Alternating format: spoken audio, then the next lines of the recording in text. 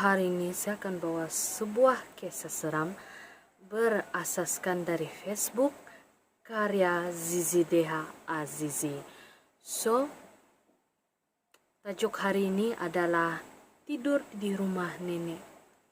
Siapa yang selalu tidur di rumah nenek di sini? Dan komen di bawah apa yang paling kamu suka kalau kamu tinggal di rumah nenek kamu. So without any further ado, let's get into the video.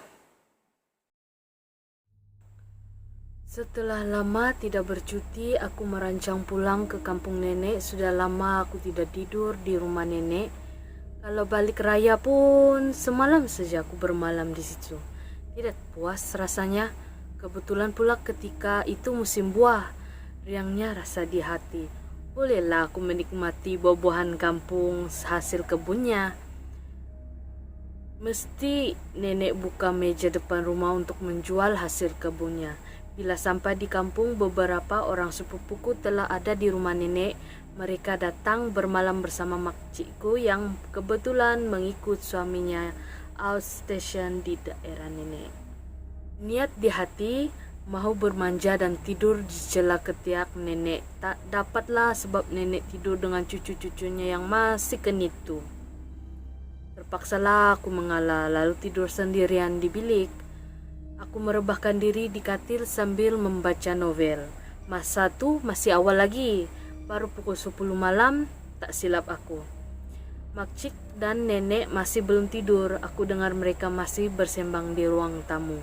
Malam tu nenek dan makcik serta anak-anaknya tidur di ruang tamu. Setelah hampir setengah jam berlalu, aku dengar tingkap bilik seperti cuba dibuka dari luar.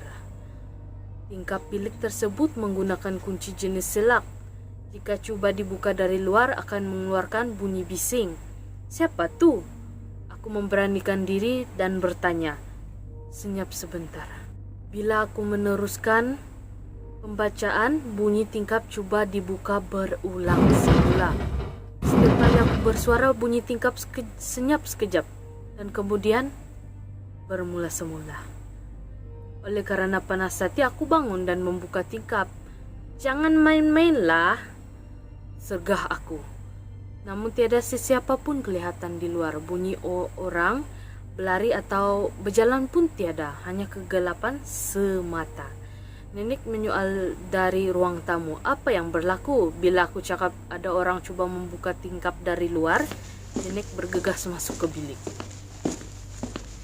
Nenek mengeluarkan parang dari bawah katil dan menunjuk ke tingkap di mana aku berada ketika itu. Jangan kacau anak cucu akulah, jerit nenek sambil acuh-acuh parangnya ke luar tingkap.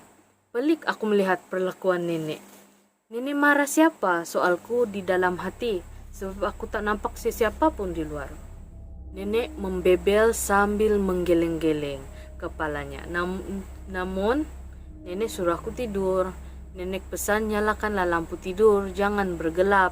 Selepas nenek keluar, aku terus berbaring dan coba melelapkan mata. Tapi seriously guys, aku tak dapat tidur lah kalau ada lampu. Kamu dapat jenis yang dapat tidur kah kalau ada lampu? So, ketika aku hampir terlelap, aku dengar sayup-sayup suara orang bergelak ketawa, tapi tidak begitu jelas. Mungkin suara budak-budak kampung yang melepak di bus stop kot, yang tidak jauh dari rumah nenek. Suara gelak ketawa bukan sekejap aku dengar. Aku terus mendengar suara tersebut sehingga aku terlena. Esok paginya, aku bertanya kepada nenek tentang peristiwa semalam. Kata nenek, benda tu selalu datang. Sebab itulah nenek sediakan parang di biliknya. Pada mulanya nenek ingat pencuri cuba masuk ke rumah. Masa tu kecoh ada banduan lari dari tahanan dan dipercayai berada di kawasan sekitar kampung nenek. Namun heboh, penduduk kampung nampak pocong selalu. So mereka penduduk kampung selalu nampak ada pocong berlegar-legar di kawasan kampung. So kamu rasa yang ketuk tuh gila agaknya kan? Bila aku bertanya-tanya tentang budak-budak kampung melepak di bus stop, nenek cakap budak-budak tersebut pun sudah tidak berani melepak lagi. Mereka lah yang nampak pocong di kawasan rumah. Nenek, tambah nenek lagi bunyi gelak ketawa tu bukanlah suara budak-budak melepak, tapi mungkin bunyi benda tu mengilai kot. Biasanya selepas benda tu dihalau, digertak, ia akan beredar dan mengilai. Baru aku cemas dan takut mendengar cerita nenek. Selepas makan malam, aku menonton televisyen. Belum habis cerita yang ditayangkan, rasa mengantuk pula. Mungkin banyak sangat makan tadi. Balik kampung rugilah tak makan masakan nenek puas-puas. Bukan selalu. So, malam tu tidak ada lagi gangguan di tingkap. Bunyi-bunyi legalah rasa hatiku. Namun baru aku mau melelapkan mata, katilku bergegar. Terus naik gila bulu romaku. Kaku aku di tempat tidur, bau kemenyan sekali-sekala mencucuk hidung. Hilang seketika rasa takut apabila katil berhenti bergegar. Kemudian terdengar pula suara halus memanggil namaku beberapa kali. Aku pikir aku bermimpi kah? Lalu aku buat tak indah sejata, tapi mungkin kerap pula namaku diseru. Bila aku amati, itu bukan suara nenek dan makcik. Aku membuka mata, kelihatan lampu tidur di bilikku terpasang. Padahal aku telah pun matikannya sebelum tidur tadi. Untuk menyedapkan hati, aku memanggil nenek. Nek, panggil orang ke tadi? Soalku separuh menjerit pada nenek yang tidur di ruang tamu. Tidak semena-menanya bunyi mendengus di bawah rumah. Aku cepat-cepat keluar dari bilik menuju ke ruang tamu. Aku lihat nenek sedang terbaring lena bersama cucu-cucunya. Aku menelan air liur. Aku dah mula rasa takut. Aku tercekat di situ. Aku tidak berani masuk ke bilik saja. Namun makin lama makin kuat. Aku tunggu juga. Kalau nenek terjaga, bolehlah nenek serga macam semalam. Sakit hati pula rasanya bila tidak berhenti-henti bunyi ketukan itu. Laju aku menuju ke arah bunyi ketukan, lantas menolak jendela hitam pekat. Tidak kelihatan apa-apa, cuma bau kemenyan menerpa hidungku. Tuk, tuk, bunyi ketukan perlahan pada dinding kayu. Rupa-rupanya bunyi itu datang dari bawah jendela.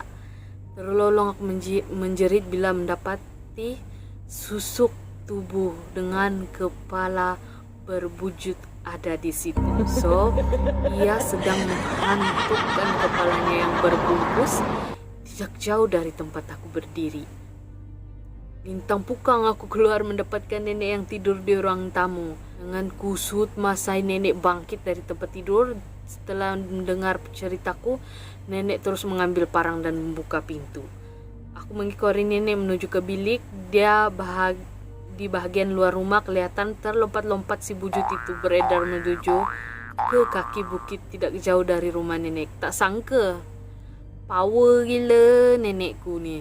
Pocong pun takut dengan dia, kagum aku dengan nenek. Esoknya aku nampak nenek menabur garam kasar di sekeliling rumah sambil mulutnya terkumat kamit membaca sesuatu. Petangnya pula ada seorang pemuda menghantar sepasu anak pokok bidara. Nenek menampatkan pohon tersebut di tingkap bilik sebelah luar. Kata nenek, kawasan itu jadi tempat kegemaran makhluk halus untuk singgah. Bila ayah datang, aku ceritakan gangguan di rumah nenek.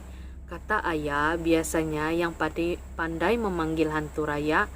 Lagilah kalau ia sudah dan selalu dengar nama kita dipanggil. Terus aku rasa nak balik hari itu juga. Tapi masa tu ajalah rasa sedikit takut. Bila aku kongsikan peristiwa di rumah nenek dengan sepupu yang lain, terjawab pula mereka mahu menempuh pengalaman serupa. Namun aku tidak pernah merasa serik dan takut mahu tidur di rumah nenek.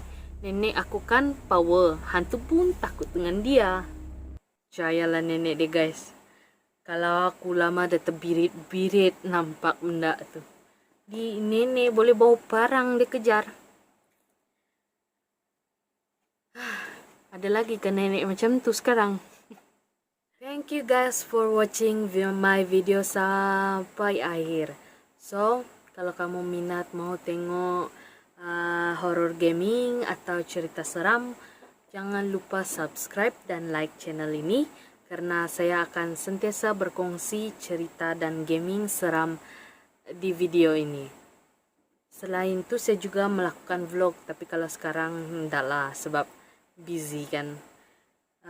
Saya utamakan cerita seram dan gaming saja dulu. Kalau kamu ada ide-ide gaming, bolehlah kamu komen di bawah. Kalau kamu ada cerita seram, kamu follow saya punya Instagram Azmio Channels, dan kamu bagilah kongsi. Nanti saya sediakan satu email untuk kamu lah di next video, oke? So, see you for another video in the next time. See ya guys. Dan